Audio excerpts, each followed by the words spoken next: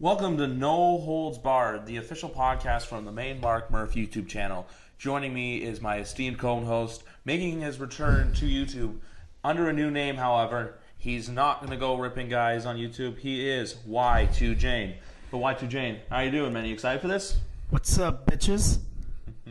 Same Of course attitude. I'm excited for this. This is the pilot episode. Yeah, same attitude, same swagger as 2007. Oh, anyway, we're basically starting this because you know what? Podcasting's the way to go. Podcasting's a fun way to get out there, just express yourself, and pretty much give your thoughts to every single person on the internet. But, Griff, how did we even get here? Want to talk about that? Yeah, sure. Well, for the most part, I started my YouTube channel. We'll start off with many names. Main Mark Murph was the main one, but it was Main Mark Bordegon before. But I changed it because there are people that were subscribed to me on YouTube who were adding me on Facebook. So I'm just like, I'm getting uncomfortable with this. Like, I don't know you. I don't know who you are. I don't need you in my personal life. So that's why Murph came in, because Murph's a nickname from 2014. Shout out to Matt Lorenzo. From the very first trip. Yeah, very first SummerSlam trip, 2014, Los Angeles, California. But anyway, so I've been doing videos forever. I've been picking up over, I'd say, since WrestleMania 33, my subscriber count's gone up at least 300 plus. I know it doesn't sound a lot, but you know what? For a guy like me who likes to sit in front of a camera and talk to people, give my thoughts about wrestling and some other shit, and show people what merchandise I got, whether it be WrestleMania or an unboxing. For the most part, I just like to get on camera, but then now get behind a microphone, have some fun. Yeah, no, I just want to say, 300, I mean, in the perspective of things, 300 for us is a big jump. What is it, 3 months? Not even 3 months, and you got that's basically 100 per month. Yeah. And I think you're still beating Philip Griffith. Yes, aren't you? Nightmare. If you're listening to this, Yeah, I am beating you in the subscriber count still. Yeah, I'm adjusting him by his real name, but yeah, Nightmare 10. He's still behind Main Mark Murph. So catch up, buddy. You got. Well, what happened to it? Wasn't he planning to surpass you by 1 month after WrestleMania? He wanted to surpass me so badly, but guess what? He still has not surpassed me. Yeah. And he's been on YouTube for, I think, almost double the time I have. I celebrated 5 years back in April, and I think he's at least at 9 or 10, but for some reason his subscriber count has really plateaued. Meanwhile, mine has that steady up climb because I don't know if it's making videos or whatnot, but just to be Phil, clear, that we do love you. I'm more over than you, even though I do love you, Phil. Yeah, we do love you. We're not ripping on you. No, not at all, not at all. But I actually didn't even realize that you've been on YouTube for about 5 years now. That's, I mean, sometimes you forget the track of time, and it's I was watching a video of you with Suchate Matahar, just a guy we know, and 2014, you look we were 21 at the time. Yeah. Or 20, just exactly 20 years old, but yeah, just when you look at even pictures from last year, we look 10 years younger. It's crazy, and it's with me it was more. I was making videos around. I did start in 2007. I had a very short stint. It didn't really mean much. I stopped making videos in 2008, and I'm just. I did get back into it a little bit in 2011, and again just gave up on it. And now I'm making my return. It's mostly for the podcast for now. I may start making videos again on wrestling in general and just do some show reviews and so on. But we'll see how that goes.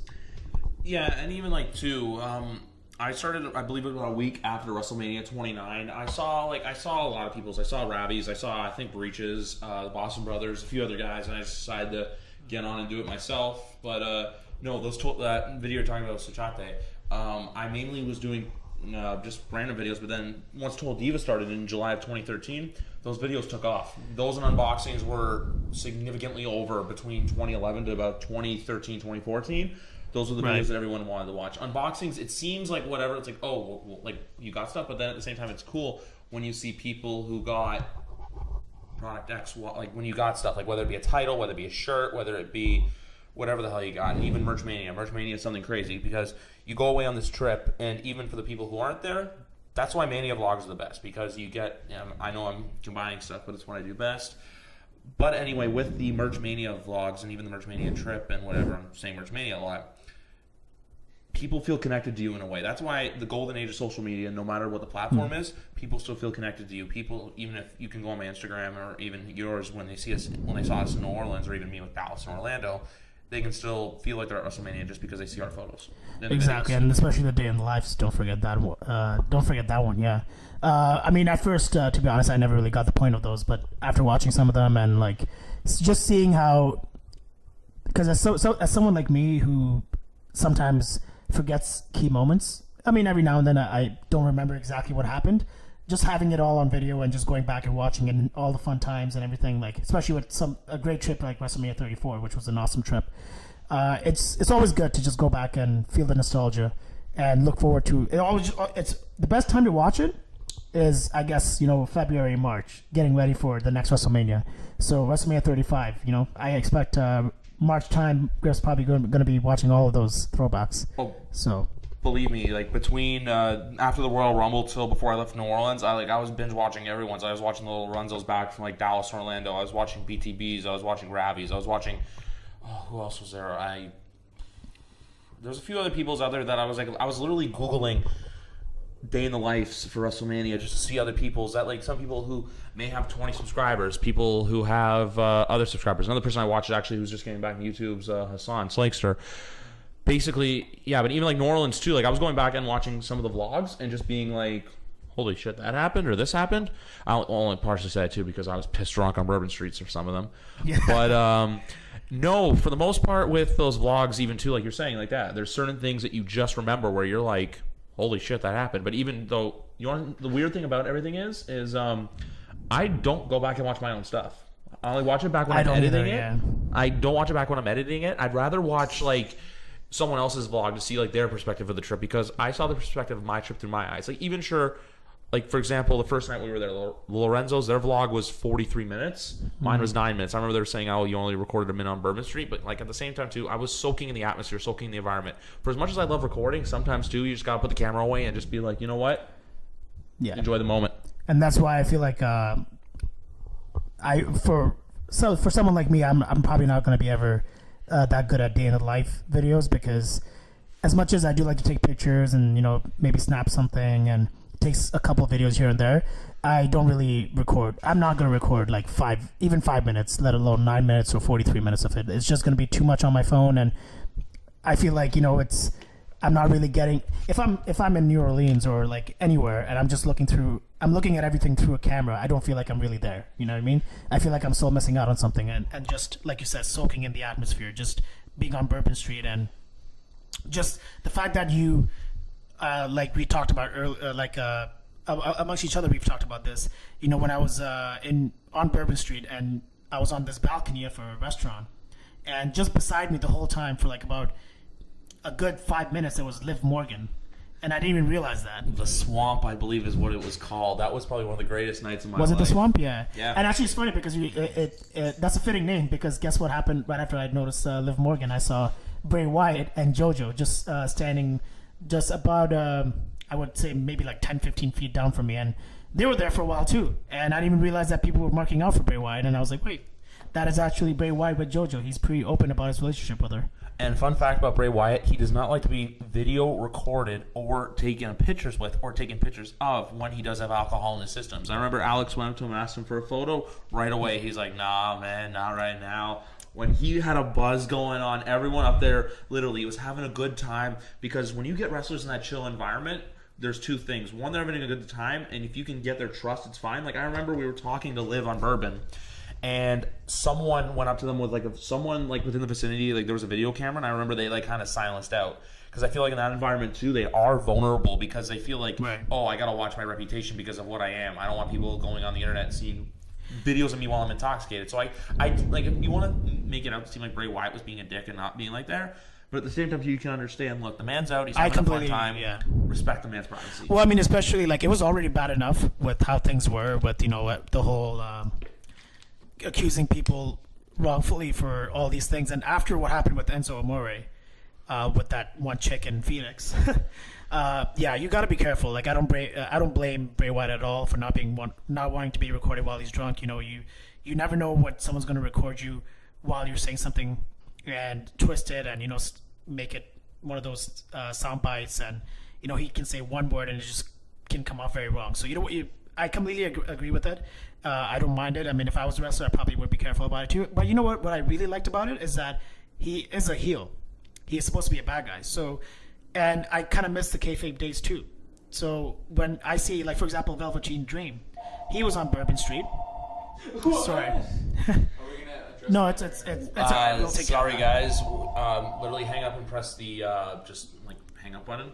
But we recorded in a not a good. Wait till it passes, dude. Yeah, you know what? We're gonna take a break. Let the phone ring. No, But coming. I'll cut that out completely. So just what were you talking about? Can you go back like a sentence maybe? Yeah. So just to Until it's done. Right? yeah, I'll just continue from where I left off. What time is it? We should. 8:15. Like, I'm just gonna make notes, so we don't have to listen to the whole thing again. We can just. Okay. So it's basically 15 minutes into it. 10. Okay. 10. Actually, did you stop recording? No, still going. Just stop, I guess, for now. Yeah. Just do what we did earlier. Remember when you paused? Yeah, I do miss the days of kayfabe. So, like for example, like I was talking about Velveteen Dream. I think you remember when we were on Bourbon Street, he would not take pictures with anyone. And, Yes, I do. Yeah, and he would just tell them no, and he wasn't like a dick, but he was in character, and that's sometimes I miss that, right? Even if you're on the street, and obviously we know he's partying with his colleagues and other wrestlers. At the same time, yeah, if you're a heel and you don't want to take pictures with me, I'm completely fine with that. I'm not going to hold that against you. I was like, even just to bring that Not up. a heel, though. If they're not a heel, I mean, if it's like John Cena, for example, being a dick, I mean, I guess everyone has their ups and Sasha downs. Banks. Yeah, Sasha Banks was pretty nice to me, though. I mean, I guess there's certain wrestlers that don't want to be bothered outside of Seth when Rollins there's apparently is another one, and the Usos are. I know that from personal experience, actually. well, with Seth Rollins, he was actually very nice to me. So again, it's how you approach them and it's when you approach them, right? Seth Rollins says that don't approach him at 4 a.m. in the morning at the airport when he's like just about to catch a flight. That makes sense. You can't just go up to someone at 4 a.m. in the morning, and they know what these marks do, right? For example, when they sort of just Just go on. Just go on. Yeah. Just continue. like don't worry about that. I'll just turn it off. If you're gonna be gathering intel of flights and stalking them at airports and when they're getting their baggage and stuff like that, I completely understand if they're just not into it, right? So with some wrestlers just want to meet you when they're supposed to meet you and don't want to be bothered outside. That's completely fine. I mean, I think you should respect that. They don't really. You have to remember, they are doing you a favor if they're going out of their time in their privacy to take a picture with you, to talk to you, and stuff like that. So you have to respect the fact that they are doing you that favor. Just the fact that some people feel like they're entitled to it. I mean, that I can't really agree with there.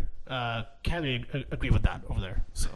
But even too, like when I'm saying the whole stuff about like with Sasha and Seth, like there's obviously situations where you don't go up to them. But like, for example, when you hear the stories, like I heard about when the Lorenzos were telling me in Philly when Sasha brushed off a little kid for a picture or an autograph, I forget which one, or even the situations too where she was clearly going out of her way to avoid people at the hotel in New Orleans when she had that veil around her face. Like it's like things like that. They're just like draw a negative reaction out of me. That's all. But like even to Seth Rollins, like I'm not saying he's a dick, right? I met him too. He's a nice guy. The only people I had a problem with meeting was really the Usos because I tried going up to them at the hotel in Dallas and they literally no-sold me. But with Seth Rollins though, like I met him too at Access. I met Sasha 3 times. I met Seth Rollins twice. They were good both times. Seth Rollins has a great photo that Justin Sobrian took and zoomed in because Seth Rollins just looked sad and miserable, but he's playing the character. But even too, like apparently when you meet Kevin Owens, like he's in character. When Chris Jericho was a heel in 2016 with that feud with AJ Styles, he was in character at Access. Stuff like that, or even on the streets. Like I agree with you too. At the same time too, where kayfabe pretty much is dead, and I believe back at Raw in March it was when Roman went back into Gorilla and they showed Gorilla and Shane was there and all that stuff. That kind of breaks the fourth wall. Like people seeing that are like, oh, what the hell is this? We all truly know that it is Gorilla. Like we all know the backstage secrets. We know everything. Like. At least they turned that into a storyline though with Shane and Gorilla. Kevin Owens mentioned it the next night on SmackDown, and it's like, oh, you're with your little daddy over there on Raw while SmackDown's in shambles. So, I mean, if you're gonna do something like that, at least turn it into a storyline. That makes sense. But like with for example, like what Conrad asked about John Cena. The thing is with John Cena, it's one of those situations where I know. I mean, he could be a very nice guy, and he probably is. But a lot of the Make-A-Wish and charity stuff, we know it's all for marketing. Stephanie McMahon didn't even make a didn't even try to be subtle about it. She tweeted saying that philanthropy is a future of marketing. And even too, they associate themselves with a cancer charity that literally provides no money into research for the actual disease. Susan G. Komen, like we know, the CEO makes $600K a year, and it's all basically towards like fundraising and all that stuff. But with John Cena too, at the same time, I believe like a lot of them who do make a wish, and especially him, just because of how big he is with the charity, I don't believe it's all. I know you don't like Cena, but like. I don't think it's BS. I don't think it's marketing. No, it's not all BS. No. But I believe at the same time, too, they do it out of the kindness of their hearts. Because, like, when you meet a Make-A-Wish kid, you're not going to be a dick to them. Even if you are, like, Jericho or Sasha. Yeah, just like, it's just, no, like, I completely agree that he's probably a very nice guy, and he probably means most of it. But, I mean, basically, if I had to put it in a way, I would say, hey, Sam, how you doing?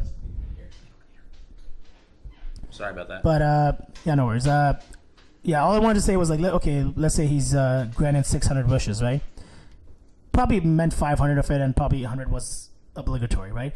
But basically, my point is like, of course they mean to do it. Like with Cena, he just does seem to generally care about the kids, which I like. So that's something I really respect of his. But to Conrad's question about him being a dick outside of the WWE, if he's not on camera, again, like it's one of those things where it would depend on the circumstances. Like if he's just having an off day and he kind of just brushes me off, I'm not going to take it personally. But if he was to say, oh no, I have no time for you and fuck off or something like that, like something seriously, like very positively douchey, then I would take an issue with it, right? I treat Cena the same way I treat everybody else. It's if you don't want to be bothered, I'm not going to bother you. And I feel like because I have that attitude with most people when I do meet them, with most wrestlers, one of the things I find is that not even once have I really had a bad experience with a wrestler. Like every wrestler I've met I've had a really good experience with. So maybe that's something that I would say I've done right, and a lot of people need to start doing. Is just don't view it as an entitlement. View it as a favor. Yes, and anyway, on to another note. Actually, now, even though this is our first episode and we're probably not even half an hour into recording, we do have to announce that the two of us, we have already 4 wrestling shows planned for this upcoming summer. Crazy. I'll let TJ save the best for last because I want him to talk about it. But we are going to Monday Night Raw in Buffalo, New York at the KeyBank Center, Monday, July 16th. If you see us, come up and say hi. Even though I don't know how many people are going to be watching this, but still, if you like the podcast by then, thank you for the attention. And also, too, the week after SummerSlam, WWE is running dual night shows at the Air Canada Center. Monday Night Raw on August 27th, and the following night, August 28th, SmackDown Live. SmackDown, we actually have great seats. We are on the floor, 6 rows back. 3rd row, though, because of the barricade situation. We're in the crowd for Raw. We're going with the Yeoman Savage and Nish Jane, where he puts Raw under siege on a weekly basis. I was going to say, you don't refer to it as SmackDown Live. You refer to it as a Savage show. Yes, but anyway, we're going to all those 3 shows. Like, same thing, too. I'm going to give a cheap plug right now. Tickets, I believe, are still available for all. Tickets.com or the KeyBankCenter.com for Buffalo, and Ticketmaster.ca for the shows in Toronto at the Air Canada Center, but soon to be renamed Scotiabank Arena as of July 1st. Were they paying you for all this advertisement? No, I'm just doing them a favor.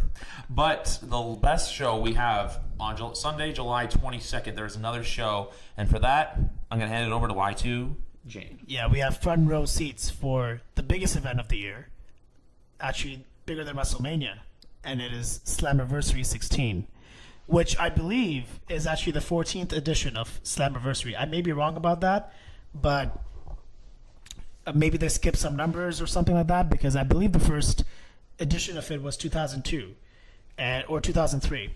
And even though they call it Slammiversary 16, it may be the 14th edition. Either way, it doesn't really matter. It's going to be an awesome show. I may come off a little bit insincere over here, but I mean, the thing is, of course, we all understand TNA is not really what it used to be. I know they just call it Impact Wrestling right now, but I'm just going to call it TNA because it's a much better name, I feel like, and it's just simpler than saying Impact Wrestling every time. But going back to TNA, I did watch them quite frequently back in like 2008 until 2010, and I believe 2010 is when I stopped watching in 2010 is when I believe they really did drop off a lot. When they really dropped, like from the second spot to like They lost their TV deal. I know they're on Pop TV in the States right now. I believe so. They're on the Fight Network up here, but also too like I was like, because the late 2000s, we can call it that now, is pretty much when the golden age was, when they had everyone. But then I feel like in 2010, when they actually tried competing up against WWE by running that show where they had Jeff Hardy debut, where they had Hulk Hogan, Ric Flair. Yeah. When I feel like they did that, to me it felt like, oh fuck, I don't know.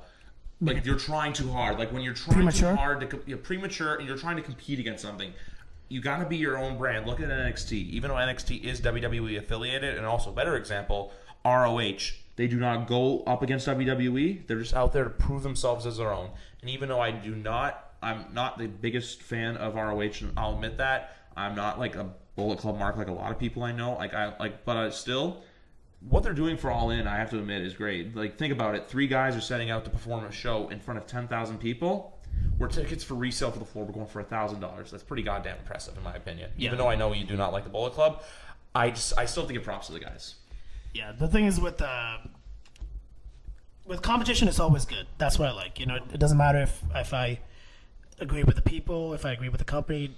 Competition is always good. That's something that we've lacked ever since TNA did lose that sort of mainstream appeal about themselves. Because TNA was really the last, at least up until now, the last company to really come close to even being a threat to the WWE was TNA. And even TNA was never really, I mean, strictly speaking, they were never really a threat to WWE, but they were getting there. And, you know, like we talked about, but they did lose it. They lost their sight. You know, egos got in the way, and, you know, of course, money got in the way. So I feel like Griff said, they took it went straight to their head, and they thought they were bigger than what they were, and they ended up making some very arrogant decisions, which led to their downfall. But they are getting back up there. I feel like, you know, with Slammiversary now in Toronto, I think it's almost nearly sold out. I don't think it's completely sold out, but I know that what is it? General admission is still left.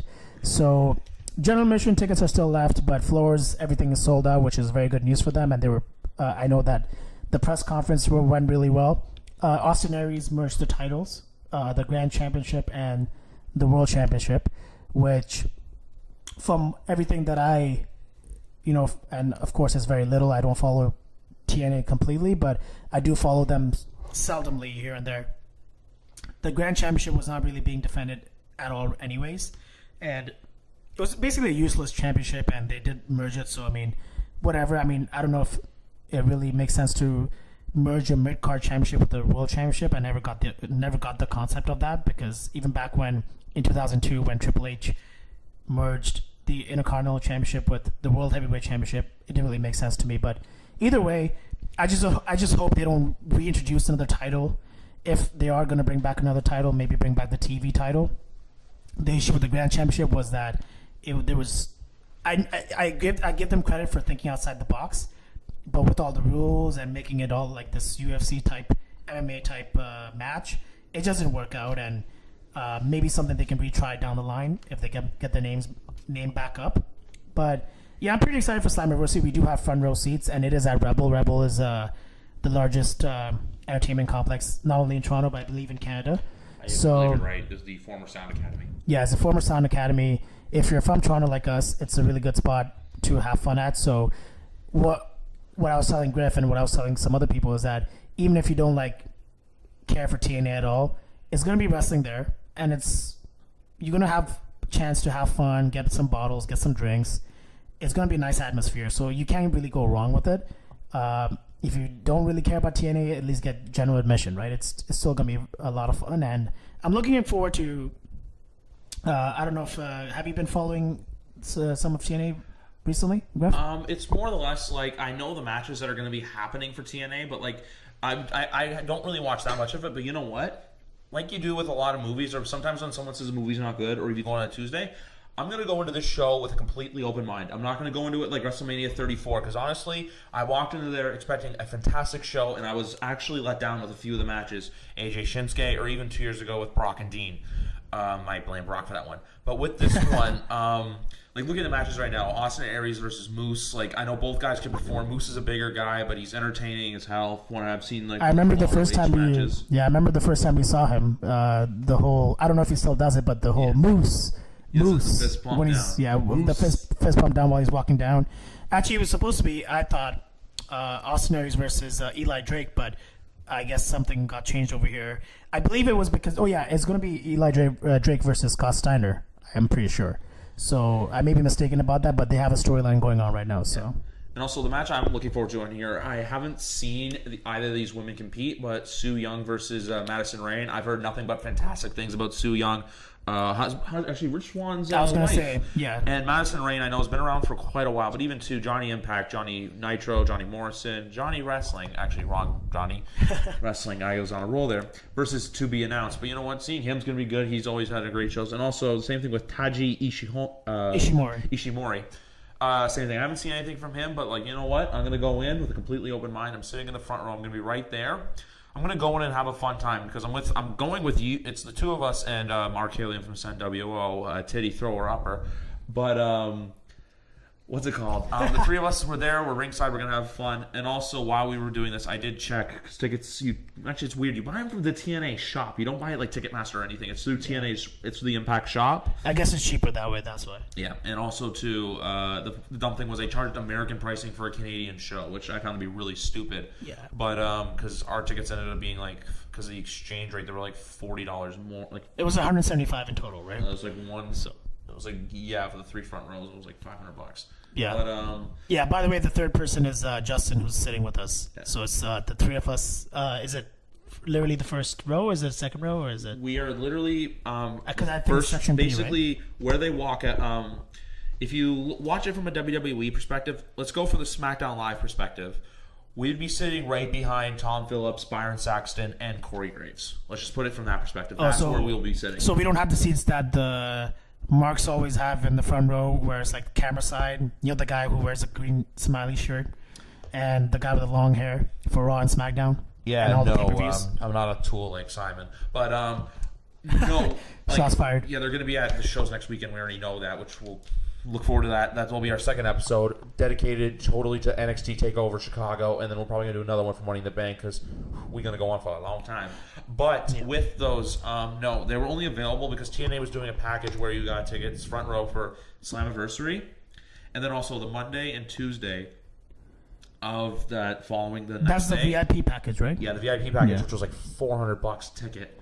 US. To be honest, I thought the VIP package meant like you'll get some bottles at a booth while you're watching wrestling or something. That'd be fantastic, believe me. That would be. That would be tempting. Oh, watching Impact Intoxicated would be hilarious and probably maybe, an even better time. Yeah. Maybe get some ring girls accompanying you while you drink. Hey, I can have some of the Impact, because a lot of the Impact knockouts are actually they're very beautiful women. Like what I've seen, like Su Yung, for example. I mean, I'm not. She really... wears the makeup and everything when she wrestles, but like outside of the makeup, yeah, she's a good-looking woman. Like even the same thing, Madison Rayne. Even look at their track record. Velvet Sky, Angela Love, beautiful people they call the stable. Yeah, like with the Chelsea Green. Shout out Laurel Van Ness or whatever her name is. That's her name on TNA. But yeah, Su Yung, for example. Actually, I did watch Su Yung when she won the title. It was against Ali, who's from Toronto but lives in Buffalo, and the match was. I mean, it was all right. I mean, to be honest, it's nothing really that great, but. I felt like the celebration could have been better. She was just standing there as if she won nothing, but it was good. It was a good performance. Obviously, both women are talented, and Su Yung is very talented, and you know she looks good. And like Griff mentioned, she's Rich Swan's wife, who actually made his debut, I believe, yesterday in Impact on one of the house shows, or maybe on the TV taping. I'm not sure.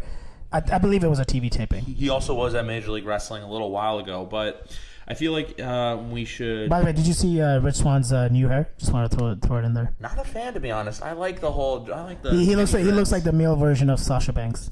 Yeah, he's gonna have a dream. That's a mean thing to say, but yeah. But on another note, let's turn things back now from Slammiversary back to WWE. This week, it's been reported that SummerSlam 2019 is obviously going to be moving on to the Barclays Center because they're hosting WrestleMania in 2019. You're not going to be doing two of your biggest shows in the same city. That's seriously, Brooklyn. Idiotic. To anyone from Brooklyn, you guys are so spoiled. Yeah. So you don't complain Brooklyn, about Chicago, Boston are probably the 3 biggest spoiled WWE cities in America. yeah, They and just show once every like. and it seems like 5 Dallas months. too. Dallas got TLC the same year they got WrestleMania, which is it makes me wonder. And Corpus Christi, for some reason, the most dead crowd. I said deadest. Home but to the worst pay per view in WWE history in the last 10 years of Elimination Chamber. I love 2015. that pay per view though. Well, let's not call it worst pay per view, but worst match. People like that in backlash. Like, And actually, we met Justin Sabrine that night. Yes, so we did. So that some was good we- comes out of the bad. yeah, we just celebrated our 3 years, and I mean, at least it had Kevin Owens versus John Cena on that on that pay per view, which was obviously a very good match. It was nice to see as a Ryback fan. I know a lot of people don't like him, but I did sort of like him, and it was good that he got his moment with the Intercontinental Championship. I actually didn't mind the concept too of having the chamber matches be for the mid card titles. So I feel like they should do that maybe a little bit more often. I'm not sure. I know WWE's too much with the gimmick matches already, anyways. But yeah, it Gimmick was pay-per-views. Don't forget about gimmick. Just forget about gimmick. it was an intriguing concept nonetheless. But I just feel like Toronto should be getting many more shows than we do, because I would say we're probably the biggest market after New York. I mean, even more than Boston, I would say. I don't know, but probably. I mean, definitely after New York, we're definitely in the top 4 or 3. We were the starter experiment too in Toronto for the whole 3. Well, even though we didn't get SmackDown Live because we had Survivor Series weekend here 2 years ago, and I remember We got NXT Takeover. We got Survivor Series, and we got Raw. Two of the NXT was I believe about 75-80% sold out, because NXT takeovers have been really down in attendance. Apart from I think WrestleMania and WrestleMania weekend. and I believe SummerSlam, because Brooklyn always brings a good crowd. But the tickets are easier to get now. Like I remember Philadelphia, I don't think sold out. War Games, I don't think did. I know a few of the other ones didn't. Like even with Did San Antonio sell out? I believe it did, because it was in a smaller venue. It was in the Freeman Coliseum. It wasn't in the AT&T Center. But with the whole notes with SummerSlam 2019, a few cities, and I just want to field these out to you for a second, because they're obviously not be going back to Brooklyn. There's 4 cities that I have in mind for SummerSlam 2019, and that is Toronto, Yep. Los Angeles, Chicago, and Boston. But they're not going to be held at the typical Staples Center, Air Canada Center, TD Garden.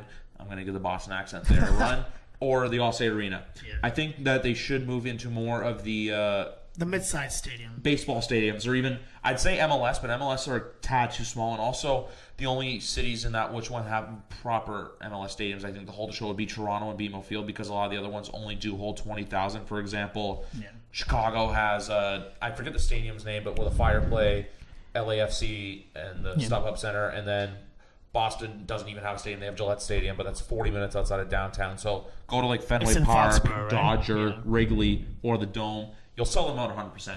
Yeah, with I believe BMO used to be 20,000 before the extension, right? It's like now it's like 25, 30 maybe. It's up to 30,000, just over 30,000 shy now. They usually consider, I believe, 30,235 is like a sellout for Toronto FC games. But back in the day, I remember just over 22,000 was considered a sellout for Toronto FC up until about 2014, and then they literally brought in the second deck, and then the roof comes in. It's a totally new stadium down there. I'm down there regularly because I like to go to many a TFC game. But nonetheless, Seems like you're at one every week. yeah, pretty much. But Or- also or the another Blue s- Jays. Actually, I'm going to make it 5 cities, because even though they don't have a stadium yet, I'd love SummerSlam in Las Vegas. because think about this, and I'm going to give a hot take out to you right now. If SummerSlam 2019 were to go to Las Vegas, I would probably skip WrestleMania 35 to go to SummerSlam. 100%. Why? Because I do not want to be outside in the cold in mid-April in New York. Also because New York, like I know it's New York and everything, but like everything's going to be so spread out. Literally Las Vegas, everything's going to be on the Strip. T-Mobile Arena is literally right behind the New York Hotel, which where the Golden Knights had their season end yesterday, the Washington Capitals, quick shout out.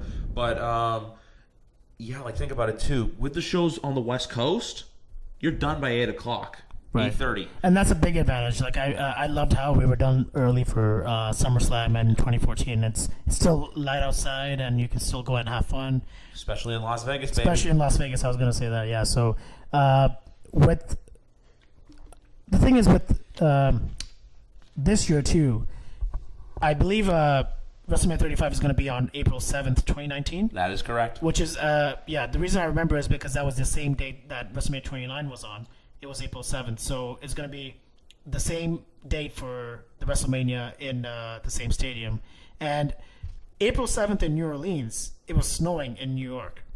So that's where my concern is, that April 7th this year, it was snowing in the same area that they're going to have WrestleMania in on that same day. So maybe it won't. I mean, I know the chances are very slim. You know, it's just one of those things where it could happen, but most likely it won't. It might just be a little bit cold, and you might just want to have a sweater with you, you know, just in case. But yeah, the thing is with I guess this is why they do kind of focus on Florida, Texas, California so much nowadays, is because if you are going to do WrestleMania in an open air stadium, it's just so much easier to do it in a warmer climate. So I know people complain about them just going from New York to It California. attracts people to the shows too. Yeah, and like especially like Florida, for example, like you want to do Florida because Orlando, it's a tourist city. Like you have everything there that. What do you mean? Sorry to cut you off there, but because I am only going to say this from experience, because maybe going to Mania 33 with the travel package, you literally got passes to Universal Studios. They were giving you a free ride into the amusement park, which Lorenzo's didn't go because of reasons, and I went with Hassan and Anwar instead. But you know what? Even with like my WrestleMania track record, Florida, Texas, Louisiana. Yeah, it's all literally all southern states. And well, you did go to I was gonna say 28, but that was Florida too. Yeah, and you didn't go to 18. So because I know sometimes some people don't even mention that they went to 18, even though they went to 18. 28. Yeah, because like I know sometimes Justin doesn't even, like when he talks about the WrestleManias he's been to, he doesn't even mention 18 because he was only 10 years old, and it's just one of those things where it's just so like it's far apart from everything else. Like 18, like let's say you went to 18, but then you went to 28, 29, 30. 18 just doesn't, I guess, fit in the conversation when you're talking about the recent WrestleManias that you've been to and all of this, you know, sort of streaks that you've done. Where I know Ravi had like 7 WrestleManias in a row until no, it was 6. Yeah, He started at 27, I believe, and he went until so it was Dallas. 6. Yeah, so he 33 would have been his 7th, but he it ended up being New Orleans. So he's been to 7, and you know, my this year, for those who don't know, was my first one.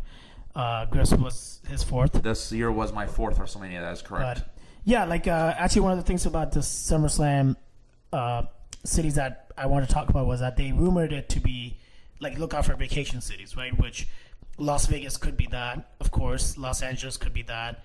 I wouldn't even mind if it's like somewhere like, let's say Orlando, where they kind of like give Orlando SummerSlam next year and kind of maybe move WrestleMania from Florida to somewhere else. Dude, maybe somewhere Florida else. is... I've seen dirt sheets shit. Florida is campaigning hard for Mania's fucking 5 years from now. Like, Tampa's putting in for, I believe, WrestleMania 39, 38, and like 41. Like Orlando or Tampa, they want both of them. So I feel like they should stay away from Orlando for the time being, especially considering they do get NXT weekly. Even if it's not tapings at Full Sail, they're always running house shows down there. Yeah. But vacation cities is a very intriguing word. That's what they got to do. I feel like if you go to a nothing city, like, for example, and also too, I don't think they're going to do I think it'd be cool to go to Dodger Stadium for a wrestling show. I feel like they're not going to do LA because of Survivor Series 2018, because they're not going to go back so soon. For example, this happened, even though it's not wrestling related, this is hockey. Between 2014 to 2018, there was so much hockey events going on that basically we had the 2015 World Juniors, but it started late 2014. The 2016 World Cup of hockey, the gimmick tournament run by the NHL, with Leafs, with Marlies, with other OHL stuff going on.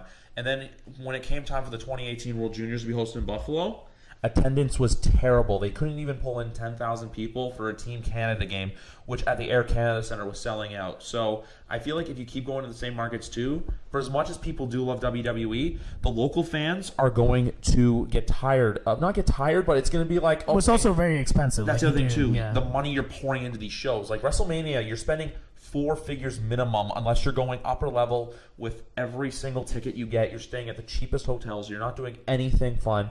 You're literally going to the show, staying at a cheap hotel, and getting the cheapest flights out too. Flights, I've not spent. I think the cheapest I've spent was like probably. I actually don't want to get into numbers, but that's the thing too. I'm not saying people get tired of WWE or the product, but it's even like I told you too. Sometimes I feel like when the show and the product's so bad, watching it's like doing a chore. It's like, oh man, do I really got to watch this when you could be out doing something else? And also too, in this golden age of social media and YouTube, you can literally go on YouTube, go on Twitter, find out what's going on with the show. Hell, Not only that, go on we can just- Instagram or Snapchat and find out what's happened on Raw tonight. You can see Braun Strowman beating the shit out of someone. You can see Charlie Caruso talking about focal points for the show tonight. Oh, don't forget, you can watch the B Team win the tag titles soon, and I'm looking forward to that actually. Bo You're an Dallas. idiot, though, if you actually go on WWE Shop and buy that shirt. Go to Walmart, buy Sharpies, buy blank white T-shirts, and Is that make what them. is that what they're selling? Literally, what They're they literally wear? selling. It's like a print on, but it looks like the ones that they drew on. If you buy that, like, there's some merchandise that they put out I'll get there. one for Conrad. Yeah, there's merchandise that they put out there that I feel like they're catering to fans. Like, for example, releasing leather jackets, releasing baseball jerseys. Like, there's some things out there that they know. It's basically like I feel like WWE. And It's then a money also, too, grab. dude. I feel like when you buy shit off WWE Shop, it's like how casinos, even though this is going to sound bad, or even with the betting, I don't know if you know about this or not, but the whole Supreme Court allowing betting not to be legalized anymore. Yeah, no, They're going to which I'm cater- happy about, by the Yeah. way. They're going to be catering their shit to the not the regular shopper on WWEshop.com. They're going for the marks they know that are going to drop their wallets at the drop of a dime. Like, funny metaphor. But anyway, when you see everything like out there, like, I'll go on like thing, you're gonna be see people with the shirts being like, oh my god, I want that. Oh my god, I want that. Like with me, there's the new Mela is Money shirt. I want it. Do I need it right this second? Absolutely not. I can be a patient guy. I can wait. I can take my time. And also, too, the amount of emails WWE Shop goes out at, it's insane. But I actually that's- had to. I think I unsubscribed from the emails because I was getting so many from them.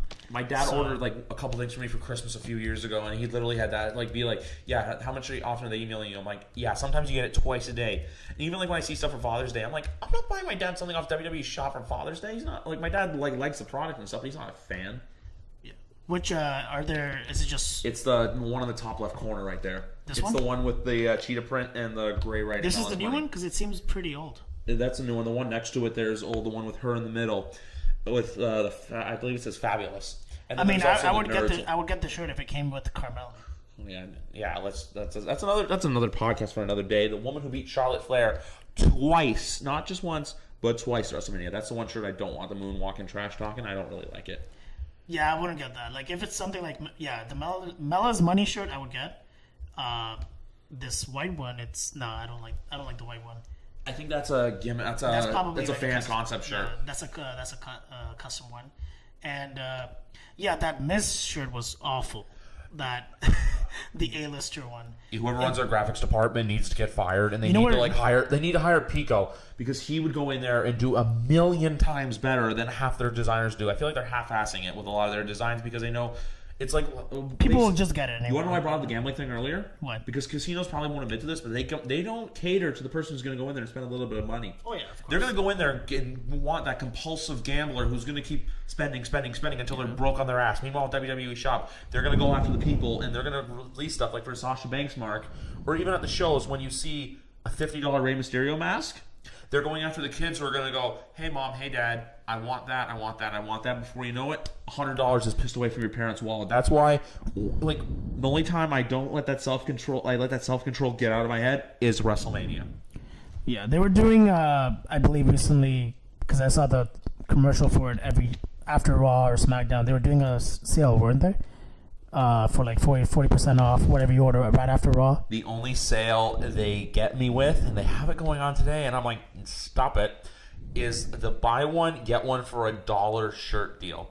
I'm probably... That's a crazy deal. Yeah, it's a crazy deal, but at the same time, too, you see that and you're like, oh my god, I want to. But at the same time, too, you're like, is it really worth it? I'm sure. By the way, Carmella was very nice to me. Just throwing it out there. When did you meet her? I met her on, I believe, that was the last day of Access. It was her and Alundra Blaze. Wait, you were on that line? Yeah, I was in that line. I'm not sure if I told you. Maybe I forgot You to tell never you. told me about this. I was in that long. 'Cause I haven't- yeah. Hour and a half with Mario and Caesar. Yeah, I was. Okay, I don't remember you in that line, but I remember Mario in that line. I was with the two of them. So then we were together. Yeah. Guess who were? Because I mean I haven't uploaded all my pictures that I've taken because I like to paste them out and I don't like to like really go full on with the pictures, and to be honest, it's But them Insta Two. likes, though, to quote I know Rafi. it's just too time consuming to upload all these pictures at the same time, and so I like to take my time with it. But yeah, I do have a picture with Carmela and Alondra Blaze, and Alondra Blaze was looking really nice too for her age. I know she's like what 50 now or something, but I mean that's still smash. So and with regarding tomorrow night, actually, tomorrow night is UFC 225. So, and we all know why we're talking about that is because CM Punk is going to be fighting. In my eyes, what do you see? Yeah, so it's CM Punk versus Michael Jackson, or I think he just goes by Mike Jackson. But one thing I wanted to say about that is there's too many Mikes in the world, and people need to stop naming their kids Mike, Mark, and Matthew.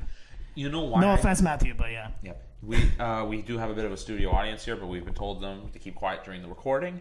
But do you want to know why I feel like they gave him an opponent like this? Because the guy's 0-1.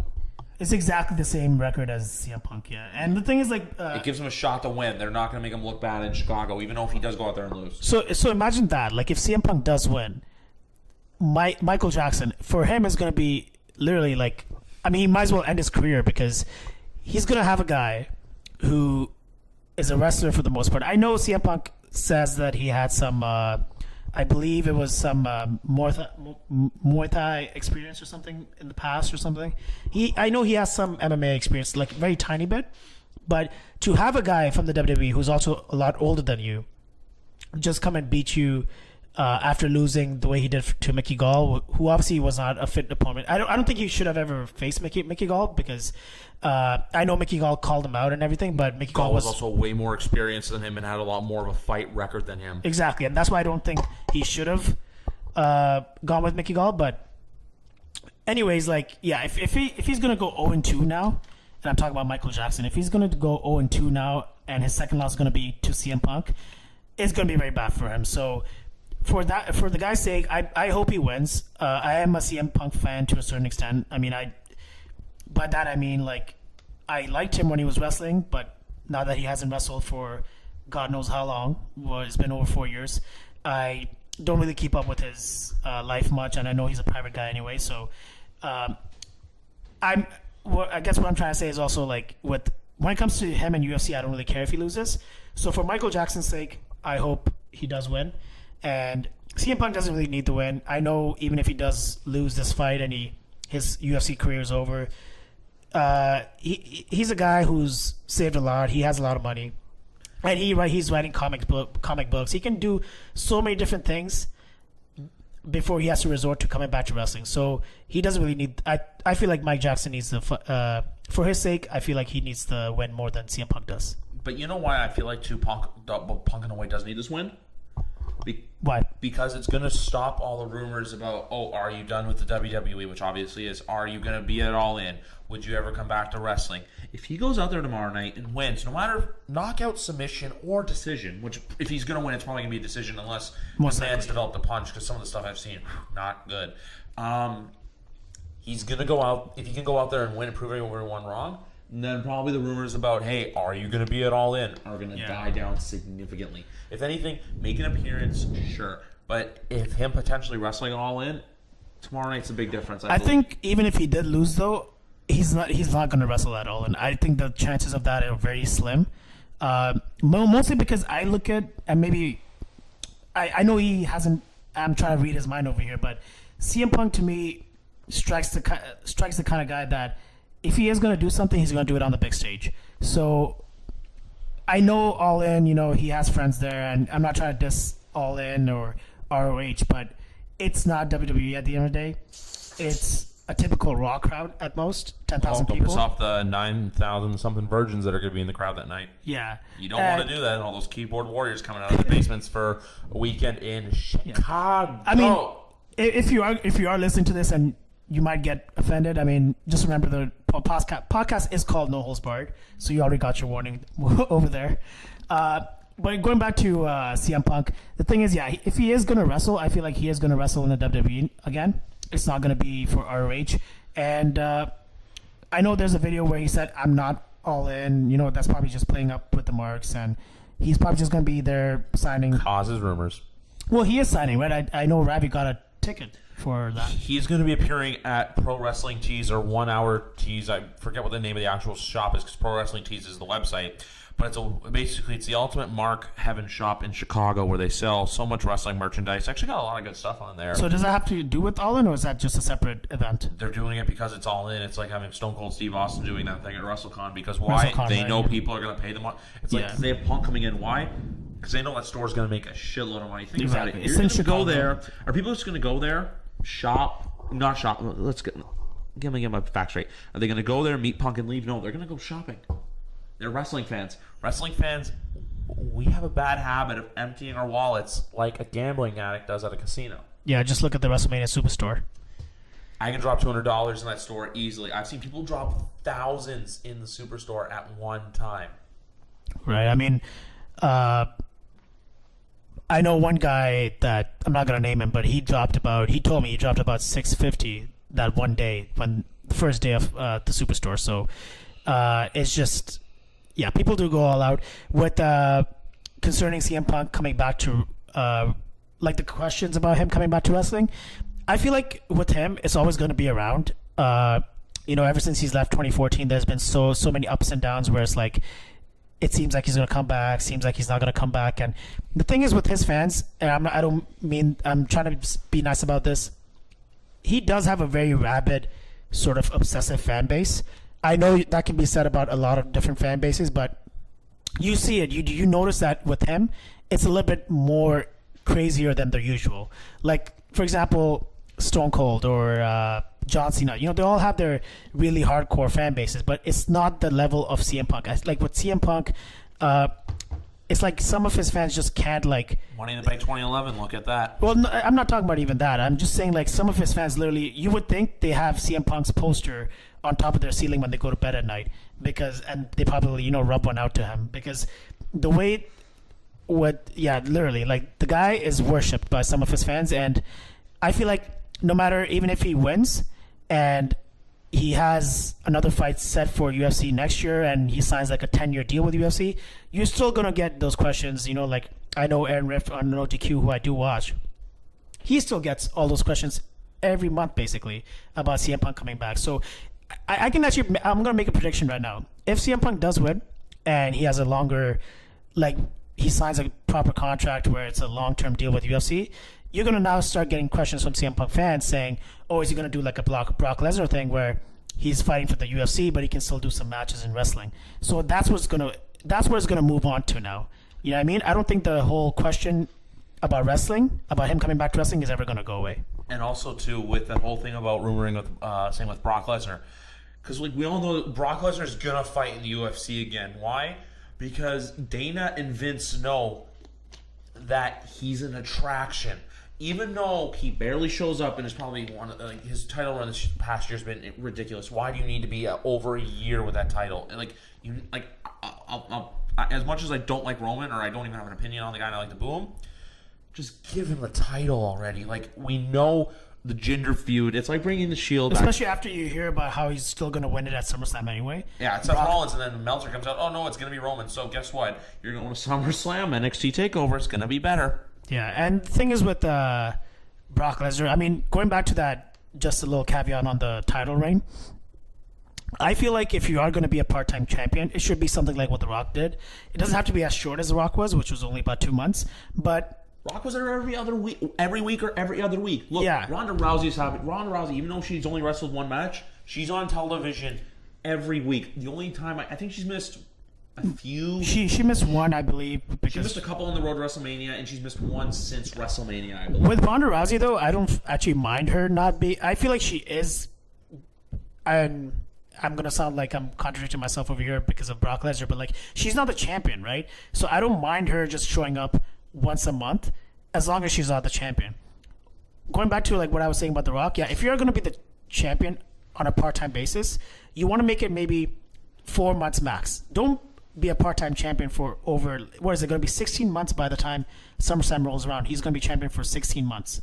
So that's a crazy amount of time. You know what I mean? It's holding back so many guys. Finn Balor couldn't get his rematch because of it. And, you know, I couldn't go on a laundry list of reasons why that shouldn't Owens had happen. a ridiculous excuse for a rematch. He was, or not, shit, he didn't even get a rematch. No, he didn't get lost one. it in a minute and a half to Goldberg to set up Brock Lesnar. It's Yeah. kind of like how, going back to the whole Roman Reigns thing of how they brought the Shield back. Yeah. And it's like, for example, too, when John Cena feuded with Kane late 2011, early 2012. Good God. I'm only saying that too because, you know, it's know. a filler feud. Like, even now with, even though another guy you're probably not going to like, the whole feud going on with Jinder Mahal, where Jinder's probably going to get a clean victory over him. We'll get into that next week's show. But Wait, Jinder Mahal's going to get a clean victory over Roman Reigns?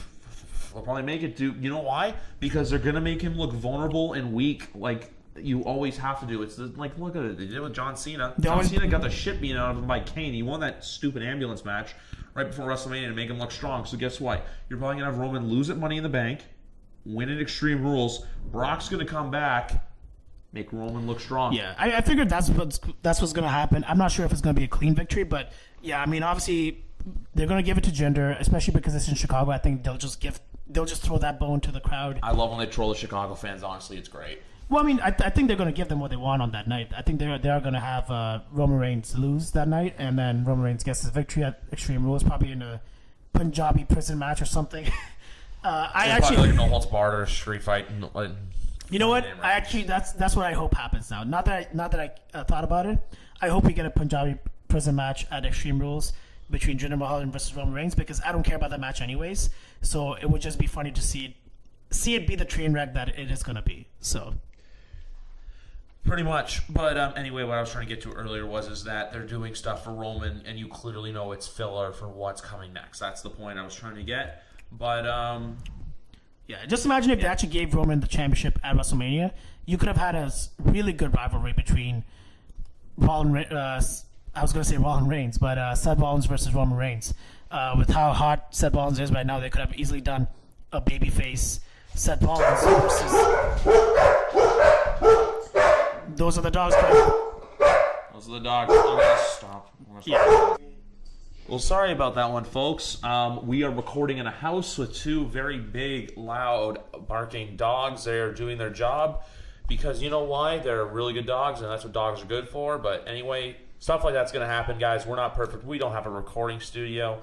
So anyway, We'll we're going get to there. get back We'll on. get there. We will get there eventually. Once you hit your 1K subscribers. Show me that and Google money, baby. Once you get your partnership, and I'll get one too, and all that moolah, baby. All kinds of. Yeah, baby. Let's get it. That YouTube. I was going to say a money. very inappropriate word, but I'm not. Cash cow's I'm not coming gonna say soon. it. But yeah, it's. I mean, we're pretty much going to wrap it up over here, guys. And it's been a really good episode. I feel like for our first one, it was really successful. We had a good flow. We covered some interesting topics that we can obviously get into a little bit more down the road. Just to let you guys know, and I'll let Griff take over after this one, is that like we mentioned at the beginning of the podcast, this is going to be about sports as well, about MMA, and even basically anything that we're qualified to speak on at least. So you want to take over for the sports part? Exactly, yeah. We're going to talk more sports coming up. We are going to be talking NHL free agency coming up soon. We'll probably catch the draft a little bit as well. We're going to be bringing in a friend of ours, Andrew DeLuca, for that part of the show. He'll also be back helping out with fantasy football coverage throughout the football season, as well as NFL shows, whatnot, because once NFL season gets rolling, we'll record on Fridays, which is a perfect day to do it. Why? Because games start on the Thursday. We can talk about the Thursday game, look forward, and even look back on the week that was in that season. The hockey ones are exciting, too. We're going to do pre- and post-free agency because everything that happens before, where we think people are going to go, what's going to happen, and also lookouts for what happens. And the big drama we'll be following really is the not free agents yet, but what the big three in Toronto do, and that being Austin Matthews, Mitch Marner, and William Nylander. Three kids, I should say, because they're still pretty young guys, but their wallets are going to be heavier than all of ours combined within the next 6 weeks. Yeah, it's pretty crazy, and I mean, I'm just glad for you that the Caps won. So you got that moment, and I know Andrew was also very happy if he got his moment. And everyone was happy. It was just one of those things where it's like last year too, or even with Kevin Durant, or even 6 years ago with LeBron winning. Everyone was always saying, "Oh, he's never going to win. He's never going to win." You know what? He's got his one. I honestly said this before. I can be happy, and there's so many Capitals fans out there that'll be happy knowing why you've won one. That's all you can say. It's not like, what else do you have to prove? You can still go out there. You can win 2. You can win 3. You can do Sidney Crosby. You can win multiple cups. But the fact that you've got that one, that's something you can hang over the shoulders for the rest of your life. Yesterday, seeing him happy at his just moment where he was just so enthusiastic, there's nothing like it. It was a priceless experience. One last thing I wanted to say also is I know Ivan Prakash mentioned that Sidney Crosby is still better, so we can maybe have a conversation about who's better, Crosby or Ovi. So it wasn't just Ivan. Ivan Going on since 2005. Is it because I saw like 10 Facebook statuses about it? I didn't know that was actually a thing. There's a lot of people out there who do hate Ovechkin just because he's a little cocky, he's a little brash, but you know what? He's just got that Russian swagger to him, and he's on that Russian gas. But you know what? People are going to pick Crosby because of the Canadian side of things. I like both guys. Why? Because Crosby's won in Canada 2 gold medals, including that iconic 2010 overtime winner in the gold medal game in Vancouver against the United States, and in 2014 against Sweden in Sochi. But Ovechkin's just one of those guys that it's just skill, finesse. From the second I saw him play, I fell in love with the guy, and basically through him is the reason why I'm also a fan of the Washington Capitals. Don't at me. But anyway, guys, that's going to wrap it up for this week. If you listen to the whole thing, thank you very much for watching. Like it, subscribe, comment what you want. If you're excited for this stuff, this is episode 1 of the journey. The journey's just beginning, and we're looking so forward to where we're going to be going. Oh, and also before I forget, the Patreon link is down at the description. So if you guys do enjoy the first episode, which I'm sure you will. Don't do Patreon for this episode. So yeah, I just thought because we agreed on putting it in there, but it doesn't really matter. I mean, first episode. It doesn't have to be in there, but like yeah.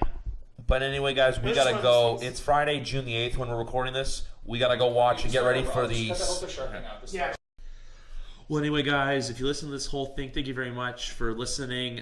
Subscribe to the main Mark Murph channel. We're going to be great content, both video and audio, with the podcast.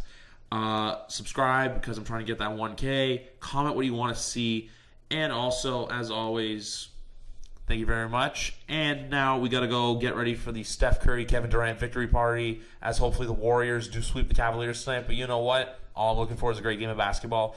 Join us next week where we're going to be delving into NXT TakeOver Chicago and the Money in the Bank pay-per-view, a double whammy for the Windy City. Anyway, guys, I'm the main Mark Murph. For my co-host, Y2 Jane, thank you very much for listening, and we'll see you next week.